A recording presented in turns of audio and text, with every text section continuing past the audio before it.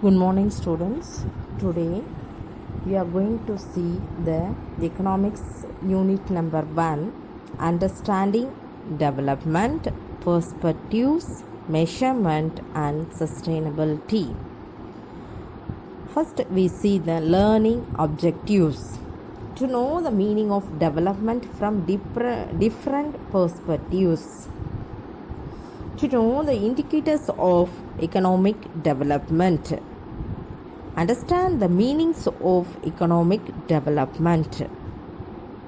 To know the policies for sustainable development. First, introduction.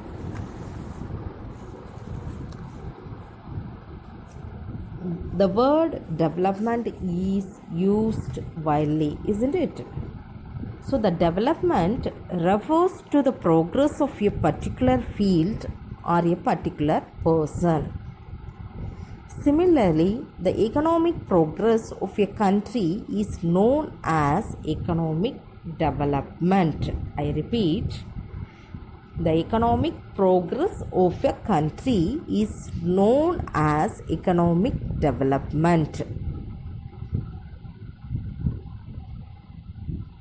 The interpretation of the concept development keeps on changing from time to time, from person to person, and its meaning gets extended further.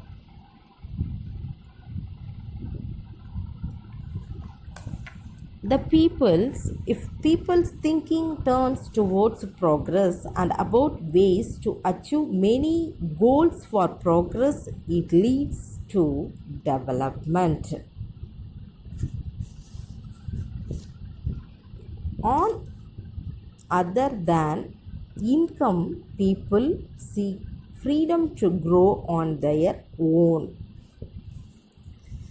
The development refers to the improvement in quality of life and such as higher income, better education, better health and nutrition, less poverty and more equal opportunity. The term economic development refers to all overall growth of all sectors of the economy by adoption of new technologies. I repeat, the term economic development refers to the overall growth of all sectors: primary sectors, secondary sectors, tertiary sector, quaternary and quaternary sectors of the economy by adoption of new technologies. Economic development improves the living standards of the people as well as the status of the country. Next, we move on to indicators of economic development. The major indicators to measure the level of economic development are: number 1, net national product (NNP), number 2, per capita income (PCI), purchasing power parity (PPP), and human development index (HDI). So there are 4 major indicators to measure the level of economic development. First we will see the gross domestic product. What is the meaning of gross domestic product? Final money value of total goods and services produced within the geographical boundaries of a country. For example, India, during a specified period of time, normally a year, is known as gross domestic product. Then the first indicator is net national product. The net national product is considered as a true measure of national output. So it is called as national income. So net national product is a true measure of national output. So for measuring a country's development, its income is considered to be one of the most important factors. Here the important factor is income. Next, second one, per capita income. For comparing the development of various countries, total income is not satisfactory measure. So the total income of a person to person is differ. So how we calculate per capita income? See, the average income is calculated by dividing the country's total income by its total population. So per capita income is equal to total income divided by total population. So here the average income is also called as per capita income. Third one, purchasing power parity. Purchasing power parity is defined as the number of units of a country's currency is required to buy the same amount of goods and services in a domestic market as $1 would buy in the US. So only the goods and services within the domestic market, not in a international market.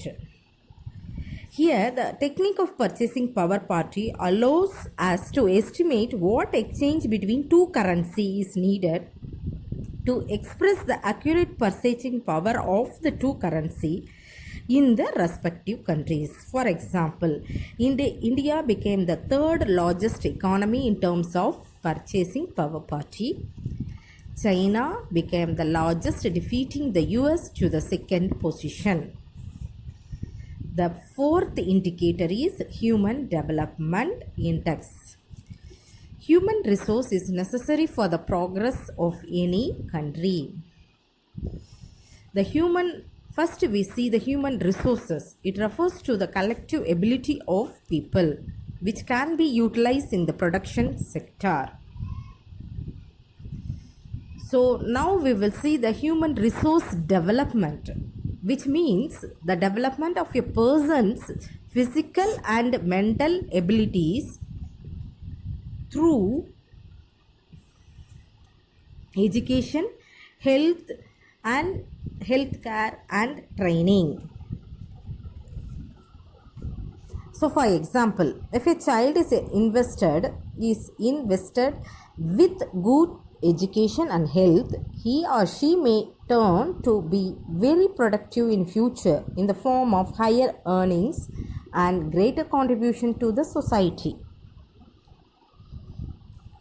So the Human Development Index, which indicates all around development of the people in the society. The Ministry of Human Resource Development is located in New Delhi. So the headquarters is Sastri Bhavan in New Delhi. Next we move on sustainability of development. The sustainable economic development is taken to mean development without damaging the environment and not compromising with the needs of the future generation. Now let us see the natural resources. So you know the meaning of natural resources, isn't it? Natural resources is divided into two categories. One is renewable resources, another one is non-renewable resources. Renewable resources are replenishable resources. For example, we can use it again and again. Solar energy and groundwater. The second natural resource is non-renewable resources are non-replenishable. For example, coal, petroleum. We cannot use again and again. We use only one time. To achieve real sustainability, we need to balance economic, social and environmental in equal harmony. Let us see the differentiate between the renewable resources and non-renewable resources. Renewable resources or replenishable resources are pollution free and environment friendly. These resources take a short time for renewal. So for example, solar energy, wind energy, water, wood, paper. Then non-renewable resources or non-replenishable resources pollute and damage the environment. Millions of years are needed for the formation of these resources. For example, metals, glass, fossil fuels. Fossil fuel means coal, petroleum, natural gas and diesel. Next, policies for sustainable development. Use of non-conventional resources of energy. So, India depends on both thermal as well as hydropower plants to meet its power needs. So, we depend upon both thermal and hydro power plants.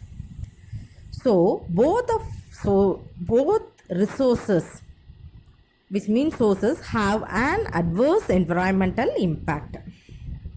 So, thermal power plants emit large quantities of carbon dioxide which pollute the environment. Next, we move on to solar power in India.